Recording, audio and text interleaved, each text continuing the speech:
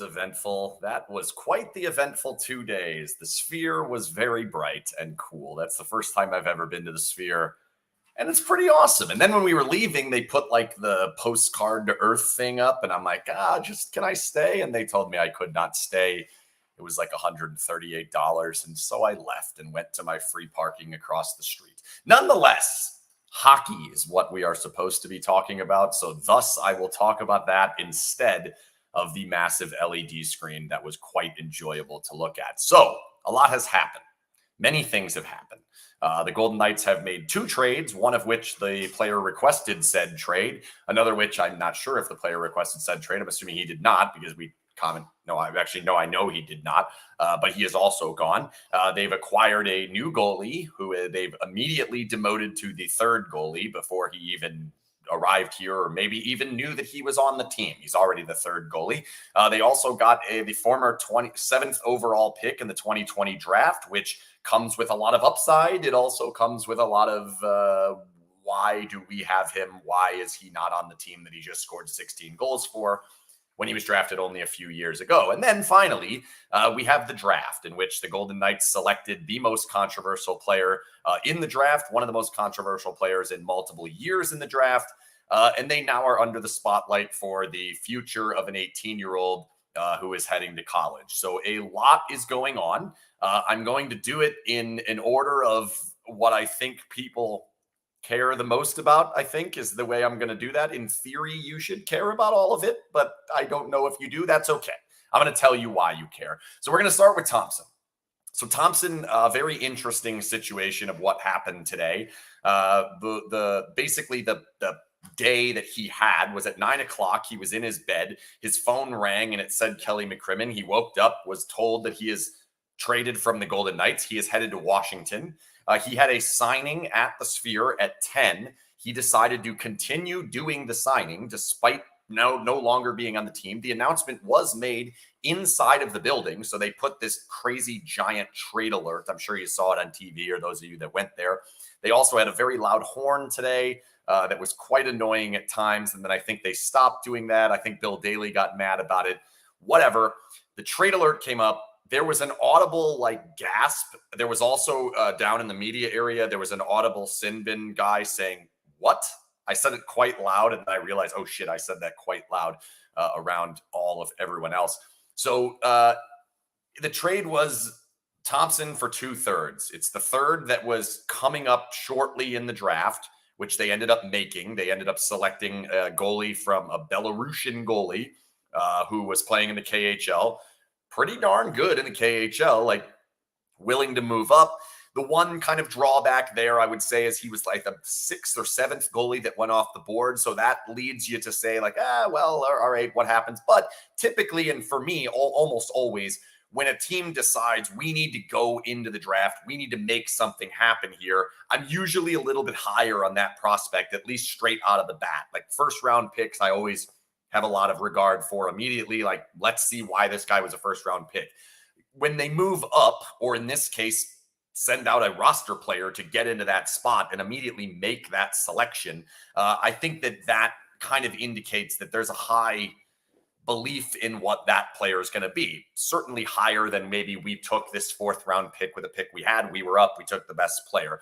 He's a 6'5" goalie playing in the KHL for SKA, which is historically one of the best teams in the KHL. I think there's certainly some positive aspects there. He is young, so it is not going to be like an immediate thing where he's going to come over here and be a superstar in 2 years or something. Maybe he's farther along. We will see. But then the other one was a 3rd-round pick. That pick ends up getting traded in the Cotter deal. But we'll talk about Thompson. The initial thought, and I think most people have the same initial shock, is but why? And I've been saying this over the entire summer, that Logan Thompson as an asset is very valuable to the Golden Knights. He is a backup goalie who is capable of being the starter, has shown capability of being a starter, is certainly good enough in any situation, no matter what is thrown at him, to stand up and give the team the best chance that they can possibly have. Are there potential drawbacks? Sure. Is maybe Aiden Hill better? You can certainly make that argument. The Golden Knights clearly have made that argument. But I think with a player who is under the league minimum, so literally if they would put any other player, which is seemingly going to be a player we're going to find out more about on Monday, because they've already said that. I'll get into that in a second. Whoever that player is, he's going to make more money than Logan Thompson. It's probably going to be negligible. It probably won't make that much of a difference. So I'm not going overboard about that. But the fact of the matter is, that you had a player who is probably going to be one of the best backups in the league if he would have stuck around staying behind Aiden Hill. And also he's paid essentially nothing, literally less than you can pay everyone else. So it seemed like the perfect asset to have. Now, you throw in the wrench into the works, and he said, and he told the Golden Knights, essentially, if you truly believe that Aiden Hill is the starter, why am I here?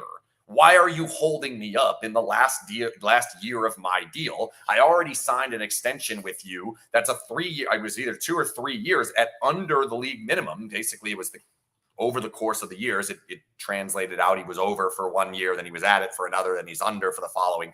You know how that worked out. He gave them the opportunity to say, look, you have, like, I can be the starter here. And he stepped in and he's done the job. He has, I will stand by it, I think the best goaltending performance in the history of the Golden Knights in any game, in any situation, at any time. I believe Logan Thompson has that in game 3 of this first round against Dallas. He was ridiculous, absolutely stupendous. And then he gets taken out for game 5. They lose 2 of those 3 games. I thought Hill was excellent. I'm not going to sit here and say Aiden Hill as the starter is a terrible decision. I don't necessarily believe that. I don't think the gap between them is all that high. We also have the fact that over the past couple of days, maybe even weeks, there's been trade rumors saying the Golden Knights are looking to shop both of their goalies, that they were both out there. I'm starting to wonder if maybe that's like they got wind that Logan could potentially want out, or indeed did want out. Maybe you kind of throw them both out there to not show your cards. Maybe that's a little bit of a game.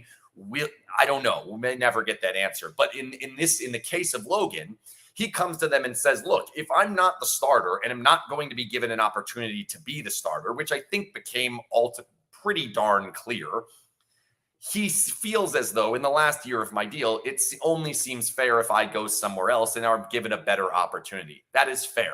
Now, one thing I do think the Golden Knights could have considered in this, and I asked this question directly to Kelly McCrimmon today, is why not say no? You could just say no. Like, we're in a situation where the plan is to win the Stanley Cup next season. The plan is to win the Stanley Cup the following season. Beyond that, it gets a little bit dicey. So when you have this asset that's as valuable as he is, you end up getting and more so I'm saying the value of legitimate backup, super, like, great backup can potentially be a good starter for less than the league minimum. If the price that's coming back is only a 3rd round or 2 third-round picks, is it maybe not more valuable to just have him stick around? It has worked in the past. Maybe that's the option. Golden Knights did not go down that path. They also really, in that answer that McCrimmon gave me, didn't really say that they considered that all that much. He said he wasn't sure that the trade was going to happen, but it didn't seem like that was the option of like, no, we're going to just say no to him. You're staying here. You're too valuable to us, in which it does in turn indicate they did not view his value at the same level that I think I do, that I'm positive many of you do. There's literally a thing called the Tommy Lobby that we created that will defend the guy no matter what happens. That exists. Clearly, those people didn't think it. These hundreds of people in line waiting to get his autograph, even after having been traded, also probably did not believe that. So how you deal with that situation as a team, getting the 2 third-round picks, like, I get it. I just want to see how this all turns out, to see, did you get better in that spot, or could you have simply sat on it and not gone down the Akira Schmid route and not gone down whatever route is going to be the other player, which I'm assuming is probably going to be more dollars. I don't think they're going to get a player better or even close to as good as Logan Thompson for the same price they paid for Logan Thompson. That's the part that now we need to see the dust settle. We need to see where it ends up. And then we'll be able to make a better decision on whether or not that was a good decision. On its head, by itself, player asks for a trade, you then trade him for 2 third-round picks, when that's kind of probably where the value is for a high-end backup goalie on a decent to good contract that is expiring. I have no issue with that. I don't think there's really anyone who should have an issue with that. It is now, what is the domino that falls behind it, and how is that going to affect the team? Because reasonably, it is fair to believe that Adin Hill will probably be injured at some point next season. That has been his history as a Golden Knight. When that does happen, how do you fill in? And if they come up with a player who fills in perfectly fine, it will make this trade look much easier, much better, not as big of a problem. If they do not, this could potentially look quite bad. I know that I saw some things out there about him signing and all that. I think it was a great maneuver by Logan to stand up and still do it, understanding the situation. I think that shows class from him. I think that's very good. I'm impressed that he did it. I'm impressed with all of his demeanor today, from doing the interviews or from doing the signing to walking up, and he rode the elevator with the media to go upstairs, all of which we were standing there for almost an hour, and he knew we were there the whole time. He took a second away from the signing to say, no, I will speak to you guys, hang out. Like I am willing to talk. Then he has the discussion, and that scrum was very good. I thought he came across really well. To kind of describe what was going on. I don't think he went quite in the detail that Kelly McCrimmon did, which may be calculated, but I thought he came across really well. And you know, obviously, I think anytime we lose a player like that who had a good tenure here and was a well-loved player, we wish them to have a good career moving forward. And I hope that he's awesome. Like, I really do. I hope that he's awesome. And I hope that he makes a bunch of money, because he's played really well for quite a while now in the NHL and has made peanuts in relation to many of the guys that he's stopping the shots on. So I hope eventually he gets his payday, he gets his, big amount of money and gets to deal with that. On to the next trade. It's Akira Schmid, who is a backup goalie and was bad for New Jersey last season, was actually pretty good the year before. So there is something in there. There was belief at time that Akira Schmid would be a starter. Don't know that belief exists anymore, but he was bad last year, good the year before, young the year, but whatever. He's on the team now, probably on the horsies. And Alexander Holtz, trade was for Paul Cotter and a third-round pick. The other third-round pick, not actually, was a Vegas pick. They got another one from whoever. It's technically a different third-round pick, but it's a third-round pick that they replaced from the trade for Thompson. So you've got Cotter and a third for Schmid and Holtz. I'll start with Schmid. Schmid is not going to be the backup, according to Kelly McCrimmon. He basically said he's waiver exempt. We're going to be able to put him through waivers. Therefore, his contract at what happens on this RFA deal is really not going to matter, because it's going to stay under it. He's waiver exempt. We can bring him back and forth. That's going to give them a good opportunity. So likely he's going to be the starter in Henderson, which means Jiri Patera is almost certainly gone.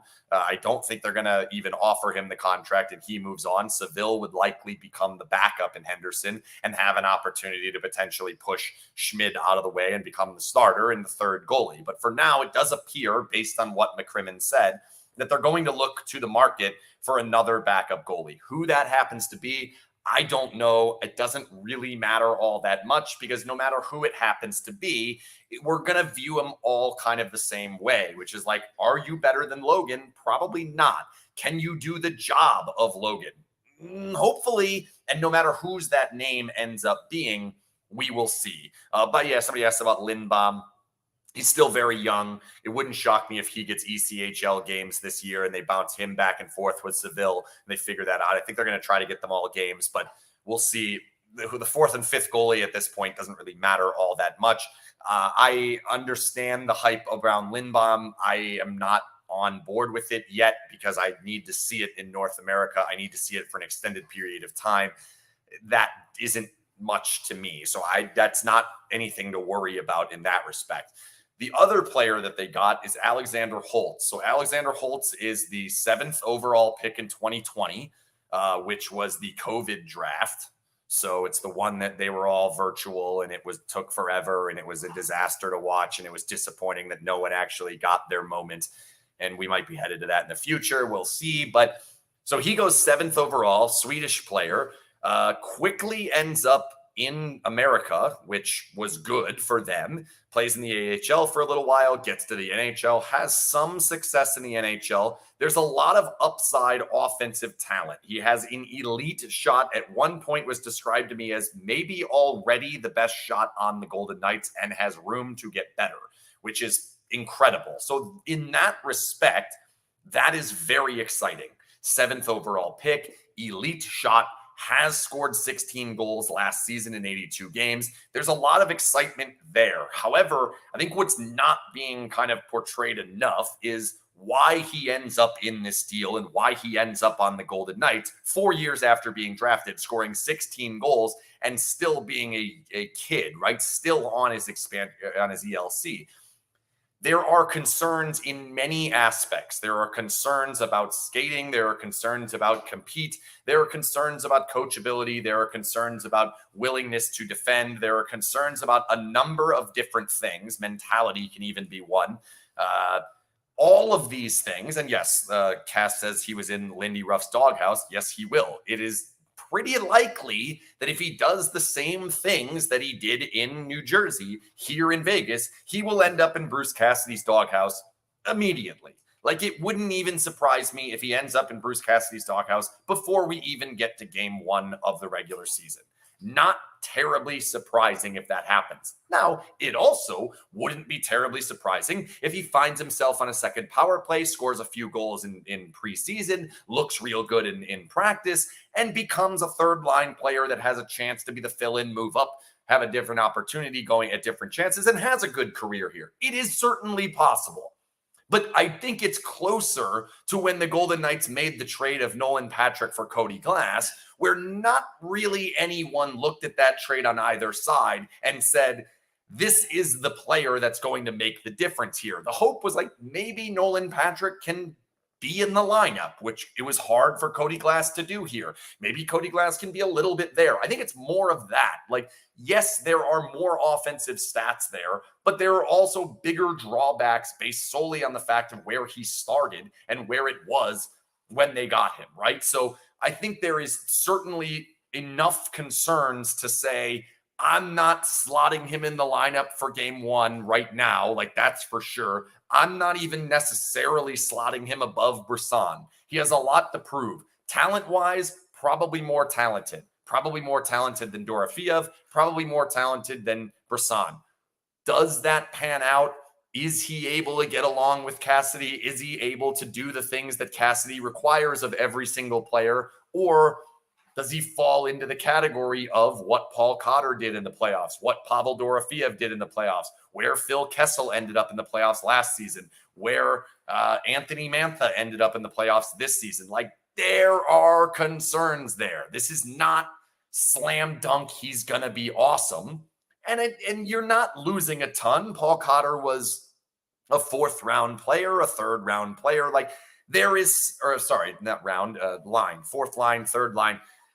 It's not the end of the world. I kind of like the swing. Like, I think it's not a bad idea. It does concern me because of the fact that Cassidy does not really play young players, and it appeared we might have finally gotten past that on Paul Cotter. Hey, we can actually play this guy, and then he's gone, and you get a younger player that Cassidy's not going to want to play. So if that ends up being the case, just going to be disappointed. But I'm very rarely going to be upset with a trade that's we're getting the much higher upside, when I don't believe that the upside of Paul Cotter was anything to like hold your breath over, like make sure we cannot allow this player to leave. I like the added upside. And do I think it's going to come to fruition? I don't, but I hope it does. If it does, this could look really good. So that's the 2 trades. Now we move on to the 1st round pick. So obviously, I think everyone looks at the first. Everyone's going to look at it slightly differently. Some people are going to be super upset about it. Some people are going to want to shield their eyes and not understand any of what happened. Some people are going to want to chalk it up to a mistake. Other people are going to say that's who the character is. I think Twitter is bad for this. Like, social media is bad for understanding kind of what happened, how we end up here, and how I think as a fan of this team, you should maybe take this in, because there's so much more to it. There's so many more things about this. And I'll start with just what the issue is in the first place, because I think that's being portrayed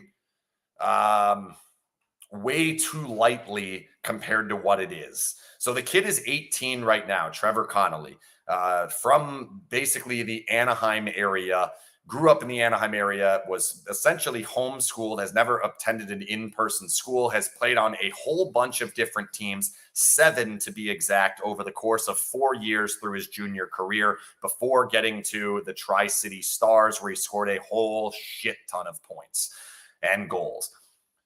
When he was 13, between 13 and 14, he was accused by many parents of players on those teams of punching teammates, slew-footing teammates, verbally abusing teammates, and simply many teammates not feeling comfortable even being around him at all. That is parents of players on his teams when he was between the age of 13 and 17. We don't know exactly which team. We don't know any of this. And by the way, almost all of what I'm about to say about his history is coming directly from a Katie Strang article on The Athletic. It's right there at the top of my site. You can see it on our Twitter. Just Google his name and Katie Strang or The Athletic or whatever. It's there. It's well worth a read. You should read it. So that's when he's 13. When he's 14, he got to a team and was bullied quite significantly, he says. I don't know. That's alleged. Probably was.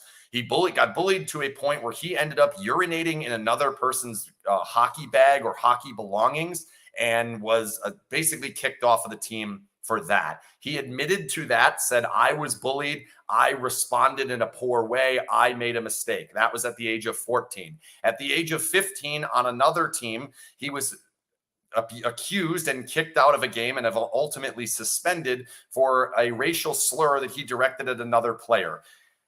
The way that it has been portrayed in this, based on the Athletic article, was there is video of the altercation happening on the ice. Obviously, it is video without audio. We don't know what is said. The player put his head down, cried as he skated off the ice, went to his coach, had about a minute-long discussion with his coach during the period.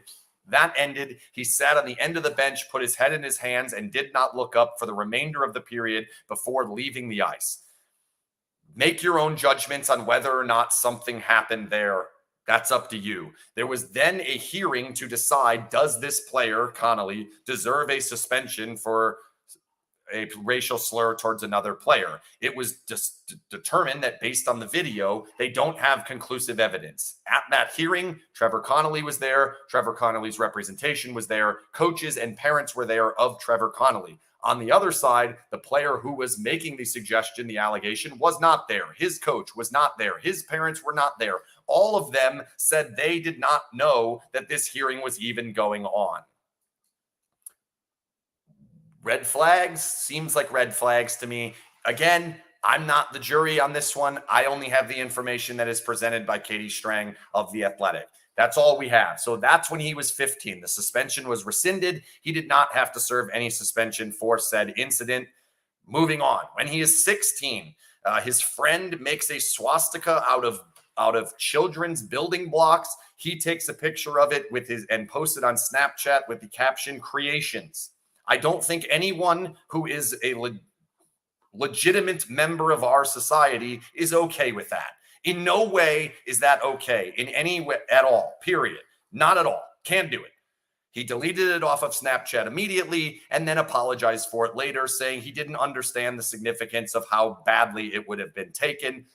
Not the best apology for me. He's also 16. Off we go. That happens. At 17, he is in a tournament with Team USA in which he is playing absolutely fantastically, and he cross-checks a player in the face, leading to a major penalty, a game misconduct in which he is kicked out of the game. His team goes on to lose the game. Team is out of the tournament. On ice issue. At 18, his family has a lawsuit against The Athletic for writing an article about all of the different things that I just described between the ages of 13, 14, 15, 16, and 17. They have now sued The Athletic. That suit obviously did not go through because The Athletic's article ended up being published anyway. Then he gets to the draft. We get to this point, and here we are now saying he's rehabbed, he's rehabilitated, he's a different human being. From the age of 16 to the age of 18, that is absolutely legitimate. There is a real possibility that is as real as can be. There might even be the favorite. I don't know. I don't know the particular kid. I have only met him. I have not even met him. I haven't even met him at all. I think it is possible that he is better now. He learned from all these mistakes. However, I don't think this is one mistake. I've given you examples when he was 13, when he was 14, when he was 15, when he was 16, when he was 17, when he was 18. The lawsuit, not necessarily his fault. Nonetheless, I've given you all of these examples. This is a pattern of behavior that is not good. That is clearly something that the Golden Knights should not only know about, but should have dove into deeply. The Golden Knights make the selection, and they instantly say, we did our due diligence on this. Every single time they talked about their due diligence on this, it was about interviews they did with Trevor Connelly, this particular player. We interviewed him this time. We interviewed him this time. We interviewed him that time. I was not at the press conference after the draft yesterday. I listened to it. I know everything that was said. I was at the press conference today. I did not believe that all the information that was given about what their due diligence was enough. I'd like to know more about your due diligence. So I asked. I was given the answer more about the interviews they did with the players. I then continued questioning and said, have you talked to coaches? Have you talked to parents? Have you talked to other players that have interacted with him? And the answer was a very short, all of it. We did all of it, even though it took me to suggest that. My issue here is very, very simply, if you are planning on selecting that player with the first round pick that you are making at your venue in your city in front of all of your fans, you better have done more due diligence than simply speaking to this player. I believe the Golden Knights should have talked to the player that had the racial slur allegation. I believe they should have talked to coaches of players that have played against him, that have coaches that have had him. I believe they should have talked to Nate Lehman, the coach at Providence, who is taking him on. I believe at the absolute very least, beyond anything, the least possible place you can go is they should have done more interviews and had more knowledge about this particular player than Katie Strang of The Athletic. Why does that person, she's phenomenal, by the way, why is this journalist having more information about this player than you? That is ridiculous. Absolutely ridiculous. And I did not get any answers that made me feel any differently. Beyond that, we then go to the next problem that I have with this. And again, I want to note, I am not burying the kid. I think he deserves a chance if he is going to actually be rehabilitated, or I hate the word rehabilitated, whatever. If he turns into a functioning member of our society, as we are hoping that he does, he deserves the chance to do it. Is it a second chance? Is it a third chance? Is it a fourth chance? I don't know. I don't know the kid.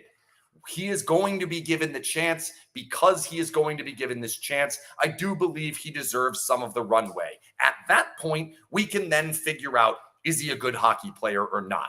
By the way, I think he fucking better be. Sorry for the swearing there. I do that at times. I think he better be, because he better be worth this shitstorm that you purposely brought on that all these teams in front of you would not. If he's just simply bad at hockey, that's a horrific pick.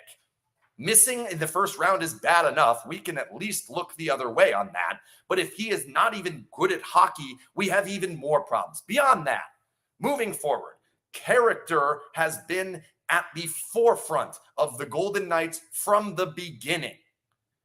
On these little boxes that I have up here that have been the season ticket holders, the Golden Knight is the protector of the unprotected. Always advance, never retreat. There's all these words. The expansion draft, for months and months and months, we were told what matters most is character. Character above hockey player. Clearly, that has now shown to not be the way that this team operates anymore. If that's okay with you, that is fine. I personally believe that a huge reason why so many people are watching me right now and so many people go to Golden Knights games and have Golden Knights license plates and wear Golden Knights gear and love the Golden Knights is because of the way that they engaged with the community in 2017.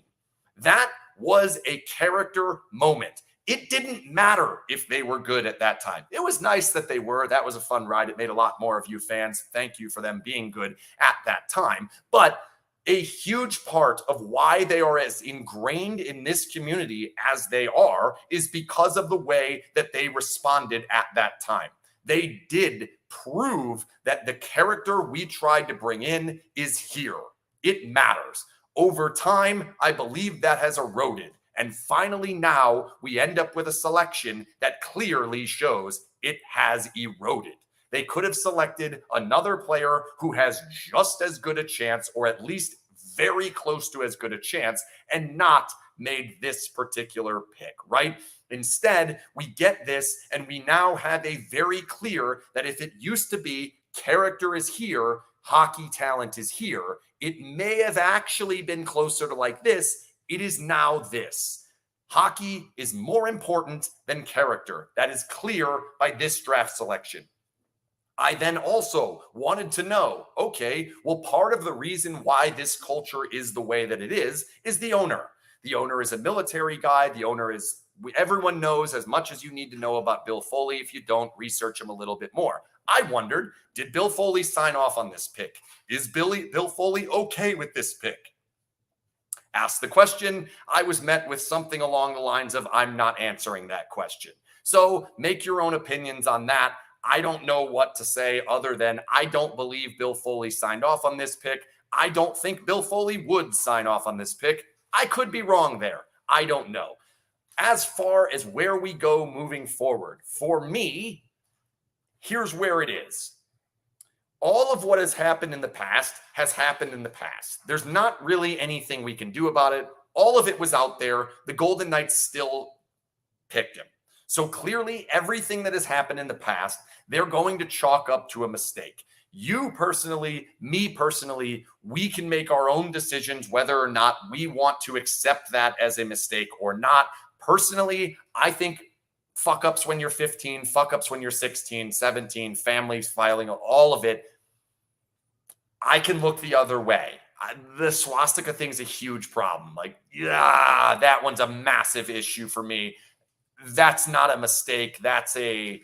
We really need to have a fixing on this one. Now, he also has done a lot of fixing on that, right? He has gone to some sort of sensitivity training. There's mention of interacting with a rabbi. Like, there's a lot there. Okay, if you learn from that, you grow from that, good. That's great. Moving forward, though, is what's important.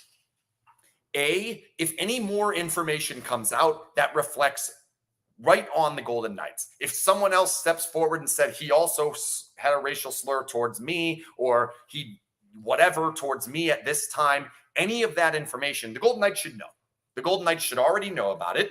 And if it comes forward, and certainly if it's bad enough that something has to happen, the Golden Knights are on the hook for that. It's their fault. They deserve all of the ridicule that will likely come with it if more comes out. Same thing goes for if he does something else. He's headed to college. He said it's going to be his first in-person schooling opportunity. We'll see how that goes. I hope it goes well for him. I hope he's an awesome hockey player. I hope he has learned a lot of lessons. I hope it goes great for him. I hope the kid becomes a great stand-up human being that is one of our favorite players to cover for the next 20 years. That's what I'm hoping.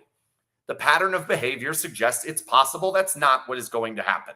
And if we do have a situation where he does something and it becomes a news story and he does have to be disciplined, or at worst, like the worst case scenario is the Golden Knights have to get rid of the pick, which has happened to multiple picks in the past and could potentially happen here. Unlikely, but could potentially happen. That's on the Golden Knights.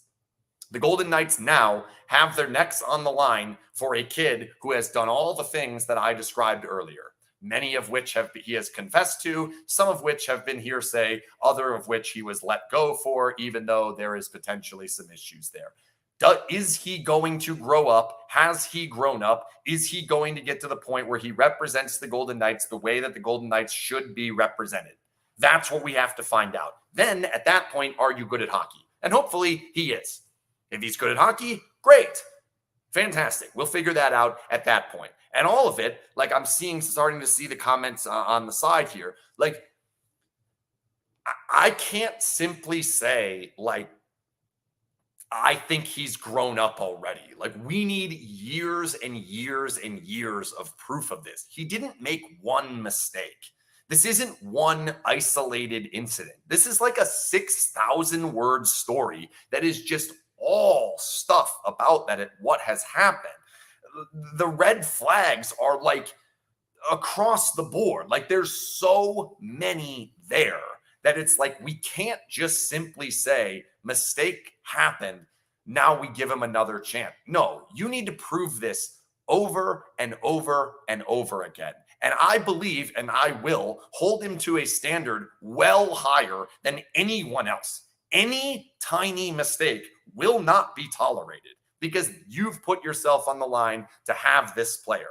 That's where we're at on that. That's about all that I have to say on that. On the Marchessault front, there is very little information leaking out beyond that, other than the fact that it is Saturday, June 29th at 3:19. As far as I know, there's only 30 days in June. I don't believe they've changed that.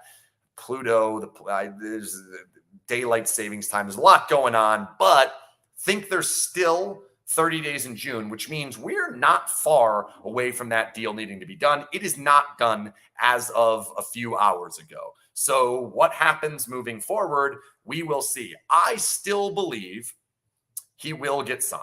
I still believe they will find a way. I think that the negotiation has always needed the ticking clock, that the negotiation has always needed that thing to come down to zero. I say it all the time, deadline spurs action. I think action will happen in the next, 28 hours or whatever the number is. I don't know. That I do think that is going to happen. So that's where we're at on that one. I think Carrier is gone. I expect him to go to Dallas. I think Amadio is probably gone. I think Mantha is probably gone. I think Dorofeev will get his contract. I'm not sure on Stevenson. I had a pretty good feeling at the beginning. I'm running out of that feeling. It's going down. So we'll see what ends up happening there. I just think he's going to end up pricing himself out, Stevenson. So that's where we're at. Any other questions? I guess I'll take some other questions. How much cap? It's a tough thing to look at. It's probably still somewhere in the neighborhood of $7 million when you put the LTIR. I don't think Martinez will come back. So the Marner thing, like, I'm always a little bit like, I'm always skeptical when I see a rumor in the first place, because I think that a lot of them are just made up and then they end up in an echo chamber. And then, whatever, we end up with 72 different people, but that all kind of came from the same place. The Marner deal that said Marner for Shea and Thompson and a second, well, clearly that can't happen anymore. I don't think it ever was going to happen in that aspect, because Shea Theodore is on an expiring contract this season. Thompson was on an expiring contract, and the Golden Knights didn't have a second-round pick. So none of that really made sense. Do I think it's impossible that they get Mitch Marner? I do not. I think it is possible they get Mitch Marner. Do I think they're going to get Mitch Marner? I don't. I would say 8%, 5, 10, somewhere in there. I don't think it's likely, but I'm not going to rule it out because I've been around this team too long. I know that they could potentially do this. Do I think Shea will be traded to keep Marchessault? I don't think they have to trade Shea to keep Marchessault. I think they have to trade Shea if they want to do more than just Marchessault. And I do believe they want to do more than just Marchessault. I believe a defenseman will be sent out, whether that's Shea or Haig or Whitecloud or McNabb or whoever. I think they're going to find some money. And I do think someone is going to go prior to the first game of the season. I don't necessarily think that has to happen between now and July 4th or something. Jeff Skinner to VGK. Yeah, I saw the buyout. It's interesting. He scores. He's never played a playoff game, so I think there's certainly a belief that he could potentially want to come here. I wouldn't mind it. I think the price has to be good. Like, I don't know that I'm going like $4 million for him, even $3 million. I'd be a little skeptical. If it's real cheap, like, and same goes with Pat Kane. Like, I don't mind trying to find another high-end scorer. I don't think Stamkos is going to happen or can happen. If he can't come to a deal with Tampa, I don't know how he's going to come to a deal with Vegas. But we'll see. You can't really rule anything out. Like, I think every crazy possibility is there. I do think there's going to be some sort of belief of we're going to try to improve this team. I don't believe the Logan Thompson trade was an attempt to improve the team. I do think that the Cotter for Holtz trade was an attempt to improve the team. Will it? We'll see. I don't know. How long is Chance under contract? That's a good question. I would imagine it's somewhere close to a lifetime contract. The guy who plays Chance, I would imagine, will eventually not have the physical capability to play Chance anymore. I don't know how many years that is. 30? I don't know. A lot. I'm not worried about Chance. Now, the Dragon, I'm interested. Do we keep the Dragon? I don't know. We'll see. They lost every game that they had the Dragon up there. So, or did they win one? They did win one. They won one. So they were 1-2 with the Dragon. Yeah, I don't know. That's a tough one. We'll see. We'll see what ends up happening on that. Thoughts on Robin Lehner? I think his career as a hockey player is over. I don't know much beyond that. I'm hoping someday we're able to get more information about his situation and what he went through and all of that. I hope to be the one who shares that because I do know some of it, but we will see. How did the Golden Knights pay a third $10 million player? Yeah, it's a lot. Like I don't know that it's the best move. I don't know that, but I'm not going to rule it out because they like to do things like that. And I think they can potentially do it if they do wish to do it. Can only be 10% over the cap before the season starts. Yes, but then you have to be at the cap the day the season starts. So yes, you can go 10% over, which gives you another, $8 million, but then you're going to have to eventually get back under. They've used LTIR to do that in the past. That wouldn't shock me if that happens in the future, but we will see on that. That's all I got for today. Awesome event at the Sphere. I enjoyed it. Easily the coolest draft you can ever have gone to. Most of the time, drafts suck. The actual event itself kind of sucks. It's kind of boring. It's fun when the kids get they jump up and their families go nuts. Like, yeah, that's enjoyable. But other than that, it's not great. This one, at least we had more to look at. There was more like eye candy going on. So that was enjoyable, but it's still not like the Sphere did as best you can possibly do with that event. And I think the league can probably look at it and say, yeah, maybe we should just have it at the Sphere every year. I'm in favor. Sounds great to me. So hopefully that ends up being the case. That's all I got for today. I'm sure there will be another one of these tomorrow, the next day. I don't know. There's going to be a lot coming up in the next few days. Development camp is also happening for those of you who want to get back in the rink and see some hockey. We can see some of these kids play. A lot of that's happening next week as well. But that's it. That's all I got for tonight. See ya.